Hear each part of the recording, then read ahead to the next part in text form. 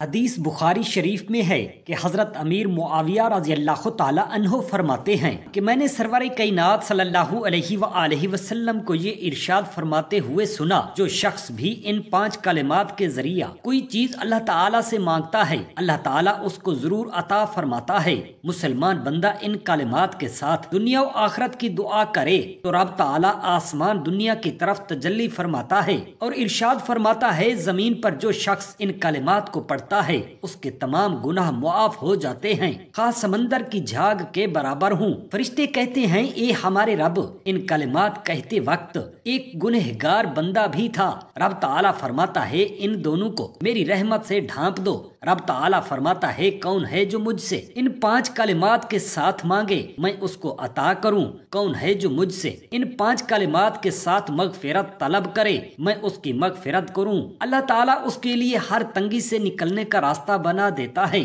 ہر غم سے اسے نجات عطا فرماتا ہے اور اسے ایسی جگہ سے رزق عطا فرماتا ہے کہ جہاں اس کا گمان نہ ہو۔ ان کلمات میں سے ایک کا کہنا آدھے ترازو کو ثواب سے بھر دیتا ہے، دوسری کلمات کہنا پورے ترازو کو ثواب سے بھر دیتا ہے، تیسرے کلمات کہتا ہے اس کا ثواب زمین و آسمان کے درمیان کی خالی جگہ کو پر کر دیتا ہے، چوتھی کلمات کہتا ہے تو اس کے لیے جنت میں ایک محل بنا دیا جاتا ہے، پانچویں کلمات کہتا ہے تو اس کا رتبہ بلند ہو جاتا ہے۔ وہ کلمات یہ ہیں، بسم اللہ الرحمن الرحیم، السلام علیکم ورحمۃ اللہ۔ محترم ناظرین، حضور اقدس صلی اللہ علیہ وسلم نے فرمایا، حضرت سلیمان علیہ السلام کی کرسی کا عجیب تر واقعہ کچھ اس طرح سے ہے۔ جب حضرت سلیمان علیہ السلام نے کرسی یا تخت بنانے کا فیصلہ کیا تو جنات کو حکم دیا کہ وہ ان کے لیے ایک نادر اور عمدہ کرسی بنائیں، اور وہ اس طرح ہو کہ اگر اس کو جھوٹا مدعی یا جھوٹا گواہ دیکھے تو اس کے شانوں کا گوشت کانپنے لگے۔ چنانچہ جنات نے ہاتھی کے دانت کی ٹانگیں بنائیں اور اس کو جواہرات، یاقوت اور موتی اور زبرجد سے مزین کیا،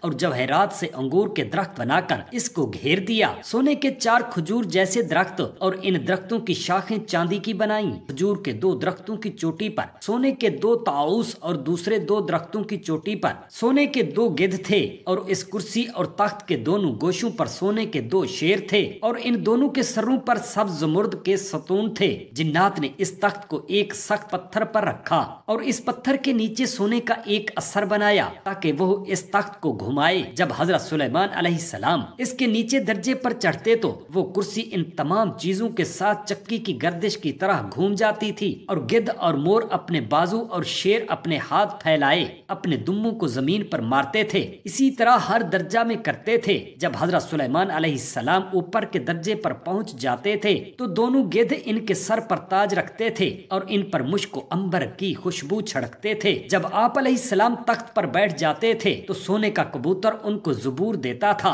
وہ لوگوں کو پڑھ کر سناتے تھے، اور آپ کے دائیں طرف سونے کی کرسیوں پر علماء بنی اسرائیل بیٹھتے تھے اور دائیں طرف چاندی کی کرسیوں پر جنوں کے معززین بیٹھتے تھے۔ اس کے بعد وہ اسی طرح فیصلہ کے لیے بیٹھتے تھے۔ جب ادائے شہادت کے لیے گواہان آتے تھے تو وہ کرسی مع ان چیزوں کے چکی کی طرح گردش کرتی تھی، اور شیر و طاؤس وہی کرتے تھے جو پہلے کرتے تھے، تو گواہ ڈر جاتے تھے اور سوائے حق اور سچ کے جھوٹی گواہی نہ دیتے تھے۔ چنانچہ جب حضرت سلیمان علیہ السلام کا انتقال ہو گیا تو اس کرسی کو بادشاہ بخت نصر نے اپنے قبضہ میں لے لیا۔ جب اس نے اس پر چڑھنے کا ارادہ کیا تو ان 2 شیروں میں سے ایک نے اپنے دہنے ہاتھ سے اس کی پنڈلی پر مارا، اس لیے وہ اس کے چڑھنے پر قادر نہ ہوا، اور اس ضرب سے وہ ہمیشہ درد میں مبتلا رہتا تھا یہاں تک کہ وہ مر گیا، اور وہ کرسی شہر انطاکیہ دارالسلطنت روم و شام میں باقی رہی، حتیٰ کہ اہل انطاکیہ سے قراس بن سداس نے جنگ کی۔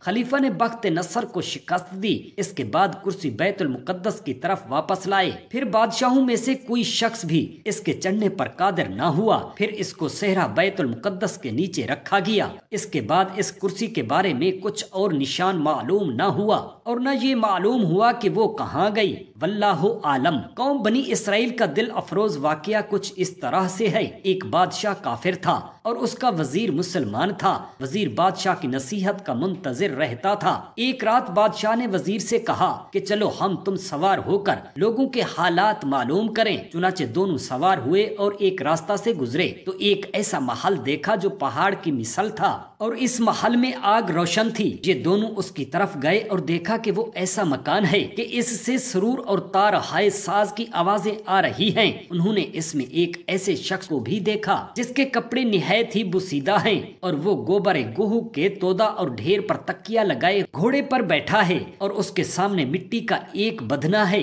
اور ایک رسی یا کملی ہے، اور اس کی بیوی اس کے سامنے موجود ہے، اور اس کا سلام کرنا بادشاہوں کے سلام کی طرح تھا۔ یہ شخص اپنی بیوی کو اس طرح سلام کرتا تھا جس طرح عورتوں کی سردار کو سلام کیا جاتا ہے۔ تو بادشاہ نے کہا کہ شاید دونوں ہر رات کو ایسا ہی کرتے ہیں۔ اس وقت وزیر نے موقع کو غنیمت جانا اور بادشاہ سے کہا، اے میرے بادشاہ، میں ڈرتا ہوں کہ ان دونوں کی طرح آپ بھی دھوکے میں رہیں۔ بادشاہ نے کہا کہ یہ کیسے؟ وزیر نے کہا کہ آپ کا ملک اس کی آنکھ میں جو عالم بالا کو جانتا ہے اس گھوڑے کی مثل ہے جو آپ کی نظر میں ہے، اور اسی طرح آپ کا تکیہ اور آپ کے محلات اور آپ کا جسم اور آپ کا لباس اس شخص کے نزدیک جو پاکیزگی اور تازگی کو پہچانتا ہے ان دونوں کی مثل ہے جو آپ کی نظر میں ہے۔ تو بادشاہ نے کہا کہ وہ کون لوگ ہیں جن کی یہ صفت ہے؟ وزیر نے کہا کہ وہ اہل مدینہ ہیں کہ اس میں خوشی ہے اور غم نہیں ہے، اور نور ہے اندھیری نہیں، اور امن و اطمینان ہے خوف نہیں ہے۔ اس کے بعد بادشاہ نے وزیر سے کہا کہ کیا چیز تم کو مانے ہوئی کہ تم نے آج سے پہلے مجھے اس کی خبر نہ کی؟ وزیر نے اس سے کہا کہ آپ کی ہیبت اور خوف نے مجھے اس سے باز رکھا۔ تو بادشاہ نے وزیر سے کہا کہ جو کچھ تم نے بیان کیا ہے اگر یہ حق اور ٹھیک ہے تو ہمارے لیے مناسب ہے کہ ہم اپنی رات اور اپنا دن اس میں صرف کریں۔ وزیر نے بادشاہ سے کہا کہ کیا آپ حکم دیتے ہیں کہ میں آپ کے لیے اس کو تلاش کروں؟ بادشاہ نے کہا کہ ہاں۔ چنانچہ چند دنوں کے بعد وزیر نے بادشاہ سے کہا کہ اے میرے بادشاہ، میں نے آپ کا مقصد ان شعروں میں پایا ہے جو آپ کے آباء و اجداد کے قبروں پر لکھے ہوئے ہیں۔ بادشاہ نے کہا کہ وہ اشعار کیا ہیں؟ تو وزیر نے عرض کیا، ترجمہ، کیا تو دنیا سے اندھا ہو گیا ہے حالانکہ تو انکھیارا ہے؟ اور کیا جو کچھ دنیا میں ہے اس کو تو نہیں جانتا حالانکہ تو باخبر ہے؟ اور تو دنیا کو آباد کرنے لگا گویا تو ہمیشہ رہے گا، حالانکہ جو کچھ تو نے بنایا ہے کل اس کو چھوڑ کر چلتا ہے، اور تو فخر و ناز کے ساتھ دنیا میں بلند عمارت تیار کرتا ہے، اور حال یہ ہے کہ قبروں میں تیرے ٹھکانے کی جگہ چھوٹا سا گھر ہے، اور اس کو لے اور یاد کر، پس ہر وہ چیز جو تو کرنے والا ہو، بے شک مردوں کے گھر قبریں ہیں۔ جب بادشاہ نے سنا تو اس نے اللہ تعالیٰ کی طرف رجوع کیا اور توبہ استغفار کی اور مسلمان ہو گیا۔ یہ اس کی نجات کا سبب بنا۔ بنی اسرائیل میں ایک شخص تھا جس کی بیوی اپنے زمانہ کی عورتوں میں بہت ہی خوبصورت اور حسین و جمیل تھی۔ اس کا شوہر اس سے بڑی محبت کرتا تھا۔ قضاء الہی سے وہ عورت مر گئی۔ اس کے بعد عرصہ دراز تک اس کا شوہر اس کی قبر پر جاتا رہا۔ چنانچہ حضرت عیسیٰ علیہ السلام کا ادھر سے گزر ہوا اور اس شخص کو دیکھا کہ زار و قطار رو رہا ہے۔ آپ نے اس سے فرمایا، کیا تم کیوں رو رہے ہو؟ اس نے اپنا قصہ بیان کیا۔ حضرت عیسیٰ علیہ السلام نے اس قبر کے مردہ کو بلایا۔ چنانچہ اس قبر سے ایک حبشی غلام نکلا اور اس کی یہ حالت تھی کہ اس کی ناف کے نتنوں اور آنکھوں اور بدن کے دوسرے سوراخوں سے آگ نکل رہی تھی۔ اس حبشی غلام نے کہا کہ لا الہ عیسیٰ روح اللہ۔ پھر اس اسرائیلی نے عرض کیا کہ یا نبی اللہ، میں نے غلطی کی، میری بیوی کی یہ قبر نہیں ہے بلکہ اس کی قبر یہ ہے، اور اس نے دوسری قبر کی طرف اشارہ کیا۔ اس کے بعد حضرت عیسیٰ علیہ السلام نے حبشی غلام سے فرمایا کہ تم اپنی قبر میں اور جس حالت میں پہلے تھے واپس چلے جاؤ۔ وہ مردہ ہو کر گر پڑا اور اس کو مٹی سے چھپا دیا۔ پھر حضرت عیسیٰ علیہ السلام دوسری قبر کی طرف متوجہ ہوئے اور فرمایا کہ ایک قبر والے، اللہ کے حکم سے اٹھ جا۔ قبر پھٹی، اس سے ایک عورت سر سے خاک جھاڑتی ہوئی نکلی۔ یہ دیکھ کر اس کے شوہر نے کہا کہ یا روح اللہ، میری بیوی یہی ہے۔ حضرت عیسیٰ علیہ السلام نے فرمایا کہ اس کو اپنے ساتھ لے جاؤ۔ پھر اس کو اسی وقت نیند کا غلبہ ہوا۔ اس نے اپنی بیوی سے کہا کہ تیری قبر پر بیداری نے مجھے ہلاک و تباہ کر دیا ہے، اس لیے میں چاہتا ہوں کہ آرام کر لوں۔ اس کی بیوی نے کہا اچھا آرام کر لو۔ چنانچہ اس نے اپنی بیوی کے زانوں پر سر رکھا اور سو گیا۔ وہ اسی حالت میں خواب میں تھا کہ اتفاقاً ایک شہزادہ ایک اعلیٰ درجہ کے گھوڑے پر سوار ہو کر ادھر آ نکلا۔ جب اس عورت نے شہزادہ کو دیکھا تو اس کا دل اس سے وابستہ ہو گیا اور وہ دل و جان سے اس پر شیدہ ہو گئی۔ اس کے بعد اس نے اپنے شوہر کا سر اپنے زانو سے اٹھا کر زمین پر رکھ دیا اور شہزادہ کے سامنے کھڑی ہو گئی۔ جب شہزادہ نے اس کو دیکھا تو وہ بھی اس پر فریفتہ ہو گیا۔ اس عورت نے شہزادہ سے کہا کہ مجھے اپنے ساتھ لے جاؤ۔ چنانچہ شہزادہ نے اس کو اپنے پیچھے گھوڑے پر بٹھا لیا اور وہاں سے چلا گیا۔ جب اس کا شوہر بیدار ہوا تو اپنی بیوی کو نہ پایا اور اس کی تلاش میں نکل پڑا اور اس کے قدموں کے نشان پر چل کر اس کو تلاش کر لیا اور کہا کہ اے شہزادہ، یہ میری بیوی ہے، اس کو چھوڑ دے۔ لیکن اس کی بیوی نے انکار کر دیا اور کہا کہ میں شہزادہ کی لونڈی ہوں۔ شہزادہ نے کہا تو چاہتا ہے کہ میری لونڈی مجھ سے لے لے؟ اس نے کہا خدا کی قسم یہ میری بیوی ہے اور میرے سردار حضرت عیسیٰ علیہ السلام نے مرنے کے بعد میرے لیے اس کو زندہ کیا ہے۔ یہ سب اسی گفتگو اور جھگڑے میں تھے کہ حضرت عیسیٰ علیہ السلام آ گئے۔ اس عورت کے شوہر نے حضرت عیسیٰ علیہ السلام سے عرض کیا کہ یا روح اللہ، کیا یہ میری بیوی نہیں ہے جس کو آپ نے میرے لیے زندہ کیا ہے؟ آپ نے فرمایا کہ ہاں یہ وہی ہے۔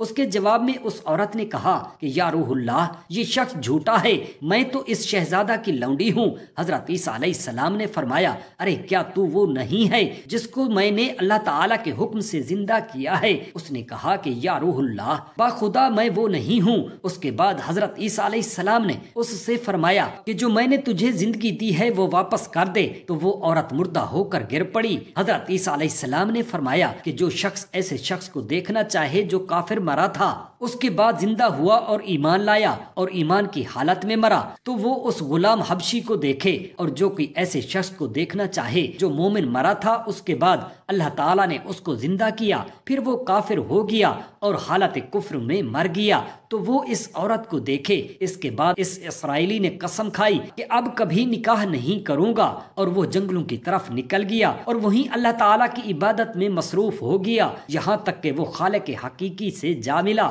حضرت علی رضی اللہ تعالیٰ عنہ فرماتے ہیں کہ ایک رات اچانک بیٹھے بیٹھے مجھے اپنا ایک دوست یاد آ گیا جسے فوت ہوئے کافی مدت گزر چکی تھی، لیکن کسی وجہ سے میں کافی عرصے سے اس کی قبر کی زیارت کو نہ جا سکا، لہٰذا میں اٹھا اور سیدھا قبرستان چلا گیا۔ وہاں میں نے اس کی قبر پر جا کر 2 رکعتیں نماز ادا کی اور پھر اس کے لیے دعائے مغفرت کرنے لگا۔ دعا کرنے کے بعد میں نے تھوڑی دیر کے لیے وہیں بیٹھ گیا۔ بیٹھے بیٹھے مجھے اونگ آ گئی اور میں سو گیا۔ میں نے خواب میں دیکھا کہ میرا وہ دوست زنجیروں میں جکڑا ہوا ہے اور فرشتے اسے عذاب دے رہے ہیں۔ میں گھبرا گیا اور اس سے پوچھنے لگا دوست یہ کیا ہوا، تمہاری کیا حالت ہو رہی ہے؟ اس نے کہا جب سے مرا ہوں تب سے مجھے عذاب دیا جا رہا ہے اور میری روح جہنم کے داروغہ مالک کے ہاتھ میں ہے۔ آپ فرماتے ہیں کہ اس کی یہ حالت دیکھ کر مجھے بڑا دکھ ہوا۔ اس گھبراہٹ میں میری آنکھ کھل گئی اور میں فوراً گھر واپس آ گیا اور بڑا پریشان رہا۔ 3 دن اسی طرح پریشانی اور دکھ میں گزر گئے۔ پھر 3 دن کے بعد رات کو میں نے پھر خواب میں اپنے اس دوست کو دیکھا۔ اس وقت وہ جنتی لباس میں ملبوس تھا اور اس کے سر پر نور کا تاج سجا ہوا تھا۔ مجھ سے رہا نہ گیا تو میں نے اس سے پوچھا دوست اس رات تو میں نے تمہیں کسی اور حالت میں دیکھا تھا اور آج اور حالت میں دیکھ رہا ہوں۔ میرا دوست کہنے لگا ہوا یوں کہ ایک قافلہ مصر سے روانہ ہوا، اس میں ایک نیک آدمی بھی تھا۔ اس نے شہر سے نکلنے کے بعد اعوذ باللہ اور بسم اللہ پڑھنے کے بعد سورہ اخلاص قل هو اللہ احد پڑھی اور پھر بصرہ کی طرف منہ کر کے کہا اے اللہ تعالی میں تجھے گواہ بنا کر کہتا ہوں کہ میں نے جو کچھ پڑھا ہے اس کا ثواب تمام مردوں کو بخش دیا ہے۔ یہ کہہ کر وہ شخص سفر پر روانہ ہو گیا۔ اللہ تعالیٰ نے مجھے اس ثواب کے بدلے میں عذاب سے آزاد فرما دیا اور پھر اپنے فضل و کرم کے ساتھ میرے نصیب میں یہ عزت و تکریم لکھ دی۔ بنی اسرائیل میں ایک نوجوان سخت بیماری میں مبتلا ہوا۔ اس کی ماں نے نظر مانی کہ اگر اللہ تعالیٰ نے اس کی اس بیماری سے شفا دی تو میں 7 دن کے لیے دنیا سے نکل جاؤں گی۔ چنانچہ اللہ تعالیٰ نے اس کو اس مرض سے شفا عطا فرمائی، لیکن اس عورت نے اپنی نظر پوری نہ کی۔ ایک رات وہ سو رہی تھی کہ کوئی بزرگ خواب میں اس کو نظر آئے اور اس سے کہا کہ تو اپنی نظر پوری کر تاکہ اللہ تعالیٰ کی طرف سے تجھے سخت بلا نہ پہنچے۔ جب صبح ہوئی تو اس نے اپنے بیٹے کو بلایا، اس سے قصہ بیان کیا اور اس کو حکم دیا کہ وہ قبرستان میں اس کے لیے ایک قبر کھودے اور اس میں اس کو دفن کر دے۔ بیٹے نے ایسا ہی کیا۔ جب وہ عورت قبر میں اتری تو اس نے کہا کہ اے میرے معبود اور میرے مالک و خالق، بے شک میں نے اپنی کوشش اور طاقت صرف کر کے اپنی نظر پوری کی، اب تو اس قبر میں مجھے آفتوں سے محفوظ رکھنا۔ اس کے بعد اس کے بیٹے نے قبر مٹی سے بھر دی اور واپس آ گیا۔ اس عورت نے اپنے سر کی طرف سے ایک نور درخشاں روشن اور ایک سوراخ دیکھا۔ اس نے سوراخ میں نظر کی تو اسے ایک باغ نظر آیا جس میں دو عورتیں موجود تھیں۔ ان دونوں نے اس مدفون عورت کو آواز دی، اے بی بی ہماری طرف آ جاؤ۔ چنانچہ وہ سوراخ کشادہ ہو گیا اور وہ عورت نکل کر ان دونوں عورتوں کے پاس پہنچ گئی۔ وہاں پہنچ کر کیا دیکھتی ہے کہ باغ میں ایک پاکیزہ حوض ہے، وہ دونوں اس پر بیٹھی ہیں۔ یہ عورت ان کے پاس آئی اور ان کو سلام کیا، لیکن ان دونوں عورتوں نے اس کو سلام کا جواب نہ دیا۔ اس عورت نے ان سے پوچھا کہ میرے سلام کا جواب دینے سے تمہیں کس چیز نے روکا ہے، حالانکہ تم دونوں کلام کرنے پر قادر ہو؟ ان دونوں عورتوں نے جواب دیا کہ سلام اطاعت اور بندگی ہے اور ہمیں اطاعت کی ممانعت ہے۔ اسی دوران وہ عورت کیا دیکھتی ہے کہ ان دو عورتوں میں سے ایک کے سر پر ایک چڑیا ہے جو اپنے بازوؤں سے اس پر پنکھا جھل رہی ہے، اور دوسری عورت کے سر پر ایک پرندہ ہے اور وہ اپنی چونچ اس کے سر پر مار رہا ہے۔ اس مدفونہ عورت نے پہلی عورت سے پوچھا، اس عمل کی بدولت تم کو یہ بزرگی حاصل ہوئی ہے؟ اس نے کہا کہ دنیا میں میرا ایک شوہر تھا اور میں اس کی فرما بردار تھی۔ میں نے دنیا سے اس حال میں کوچ کیا کہ میرا شوہر مجھ سے خوش تھا، اس لیے اللہ تعالیٰ نے مجھے بزرگی سے نوازا ہے۔ پھر اس نے دوسری عورت سے پوچھا کہ تم کیوں اس عذاب میں گرفتار ہو؟ اس نے کہا کہ میں نیک بخت عورت تھی، مگر دنیا میں میں اپنے شوہر کی نافرمان تھی اور میں نے دنیا سے ایسے حال میں انتقال کیا کہ وہ مجھ سے سخت ناراض تھا، تو اللہ تعالیٰ نے میری نیک بختی کی وجہ سے میری قبر کو باغ بنا دیا اور میرے شوہر کی ناراضگی کی وجہ سے مجھے یہ عذاب دیا ہے۔